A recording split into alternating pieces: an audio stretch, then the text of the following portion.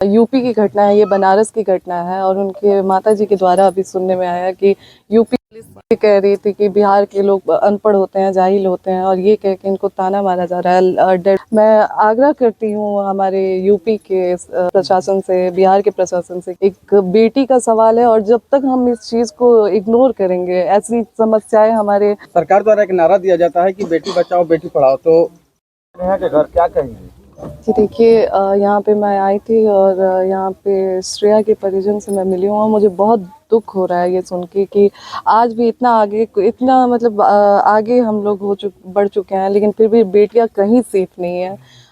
UP की घटना है, ये बनारस की घटना है और उनके माताजी के द्वारा अभी सुनने में आया कि यूपी पुलिस ये कह रही थी कि बिहार के लोग अनपढ़ होते हैं, जाहिल होते हैं और ये कह के इनको ताना मारा जा रहा है। डेड बॉडी को पहले ही जला दिया जा रहा है बिना परिवार के मतलब बिना परिवार के आदेश के।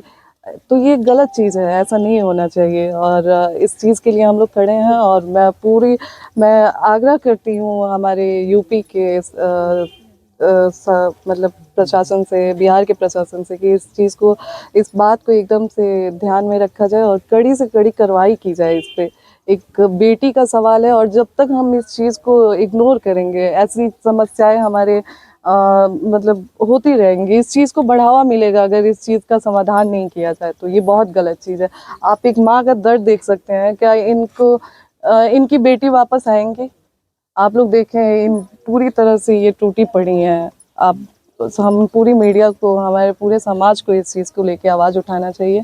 अगर ऐसे ही चुप रहा लोग तो फिर बेटियों को इंसाफ नहीं मिल पाएगा। सरकार द्वारा एक नारा दिया जाता है कि बेटी बचाओ बेटी पढ़ाओ, तो देखा जा रहा है कि बेटी ही सुरक्षित नहीं है, यूपी हो या फिर बिहार हो। जी बिल्कुल, आप देखिए, आए दिन ऐसी घटना सुनने में आ रही है, तो कहाँ से हमारा बेटियां सेफ है? अगर ऐसी ही घटना होते रहेगी तो फिर हम कैसे बेटियों को पढ़ाएंगे और कैसे बढ़ाएंगे बेटियों को?